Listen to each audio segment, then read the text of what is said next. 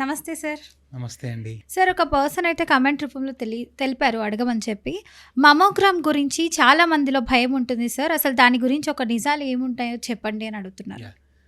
Mammography అంటే మ్యామో అంటే breast, graphy అంటే స్కాన్. బ్రెస్ట్కి చేసే స్కాన్ని మనం మ్యామోగ్రఫీ అంటాం. మ్యామోగ్రఫీలో 2 రకాల మ్యామోగ్రఫీస్ ఉంటాయి. ఒకటి అల్ట్రాసౌండ్ అంటే మామూలు స్కాన్ చేసేది, రెండోది ఎక్స్రే ద్వారా తీసేది. యూజువల్ ఎక్స్రే ద్వారా తీసేది మనకి స్టాండర్డ్ మ్యామోగ్రఫీ అంటాం. ఆ మ్యామోగ్రఫీ ఏం చేస్తుందంటే ఇది లో డోస్ ఎక్స్రేస్ని పంపించేసి బ్రెస్ట్ని స్కాన్ చేస్తుంది. ఏమైనా గడ్డలు ఉన్నాయా, ఏమైనా క్యాల్సిఫికేషన్స్ ఉన్నాయా, బ్రెస్ట్ ఆర్కిటెక్చర్ ఎలా ఉంది, ఏమైనా చంకలో గడ్డలు ఉన్నాయా, ఇవన్నీ చేస్తామన్నమాట. దీన్ని మ్యామోగ్రఫీ అంటారు. మ్యామోగ్రఫీలో కూడా చాలా అడ్వాన్సెస్ వచ్చాయి. మనకి ఫస్ట్ జనరేషన్ మ్యామోగ్రఫీస్ అంటారు, దాన్ని 2D మ్యామోగ్రఫీ అంటారు. అందులో ఏంటంటే బ్రెస్ట్ని ఇట్లా 2 ప్లేట్స్ మధ్యలో కంప్రెస్ చేసేసి ఎక్స్రేస్ పంపించేసి ఆ బ్రెస్ట్ ఆర్కిటెక్చర్ ఎలా ఉందో చూసేవాళ్ళు. తర్వాత డిజిటల్ మ్యామోగ్రఫీ వచ్చింది. దాన్ని ఏం చేసామంటే ఆ తీసిన దాన్ని డిజిటల్ రూపంలో సేవ్ చేయటం ద్వారా జూమిన్ చేయటం, మ్యాగ్నిఫికేషన్ చేయటం, కొద్దిగా రీడిఫైన్ చేయటం, మోర్ క్లియర్గా చేయటం, ఇట్లాంటివి మనం డిజిటల్ మ్యామోగ్రఫీలో చేసాం. ఇప్పుడు మేము ఏం చేస్తున్నాం అంటే టోమోసింథసిస్ అంటారు, అంటే అది 3D మ్యామోగ్రఫీ. ఇందులో ఎక్స్రే మిషన్ ఫిక్స్డ్ కాకుండా రొటేట్ అవుతుంది ఆర్క్ లాగా బ్రెస్ట్ చుట్టూ. దానివల్ల మల్టిపుల్ స్లైసెస్లో తీసుకుంటాం.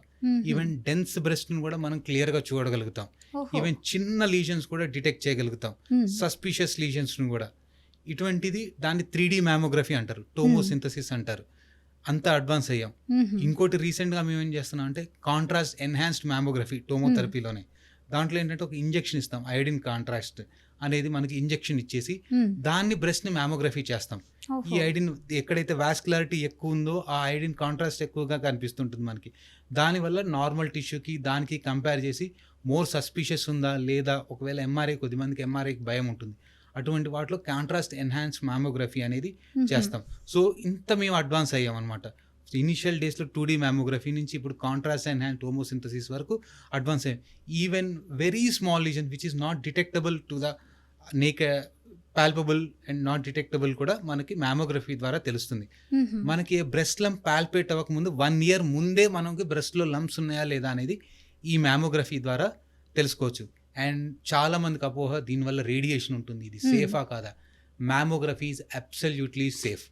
This is a mammography itself is a low dose X-ray. X-rayలో low dose ఇవ్వడం ద్వారా ఏంటంటే ఈవెన్ మనం ఎక్స్పోజ్ అయ్యే రొటీన్ రేడియేషన్కి 2 monthsలో ఎంత ఎక్స్పోజ్ అవుతామో సేమ్ డోస్ మ్యామోగ్రఫీలో ఉంటుంది. అంత తక్కువ డోస్తోనే మేము బ్రెస్ట్ స్కాన్ చేసి క్యాన్సర్ అనేది పాల్పబుల్ కాకముందు ఒక 1 year ముందే మనం డిటెక్ట్ చేసేసి మనం ట్రీట్మెంట్ చేస్తున్నాం. అంటే precancerous lesion, ductal carcinoma in situ అంటారు. ఈవెన్ stage 1లో డిటెక్ట్ చేయడం ద్వారా 100% క్యూర్ ఉంటుంది. So these are the advantage of mammography and it's a very safe. And especially pregnant ఉమెన్కి మ్యామోగ్రఫీ చేయకూడదు. Other than pregnant women it's a very safe. యూజువల్గా mammography అనేది 40 years తర్వాత అందరికీ రికమెండ్ చేస్తాం, అందరూ చేయించుకోవాల్సిన బ్రెస్ట్ ఇమేజింగ్. ఓకే సార్, ఇప్పుడు చూసుకుంటే చాలామంది ఇప్పుడు ఎలక్ట్రికల్ వర్క్స్ చేస్తూ ఉంటారు, ఇంకొంతమంది ఫోన్లు మాట్లాడుతూ ఉంటారు. సో ఏదైనా ఎలక్ట్రానిక్ డివైస్ టచ్ చేసి మనము ఎక్కువసేపు చాలామంది గంటల తరబడి ఫోన్స్ యూస్ చేస్తూ ఉంటారు. అలాంటప్పుడు కూడా మనకు రేడియేషన్ అనేది ఫామ్ అవుతుంది. దానివల్ల కూడా క్యాన్సర్ వస్తుంది అంటారా? అది నిజమంటారా, అపోహ అంటారా? ఇట్ ఈస్ అబ్సల్యూట్లీ మిత్ అండి. ఇది కేవలం అపోహ మాత్రమే. ఇటువంటి వరకు ఎటువంటి స్టడీస్ దీనివల్ల క్యాన్సర్ వస్తుందని ప్రూవ్ చేయలేదు.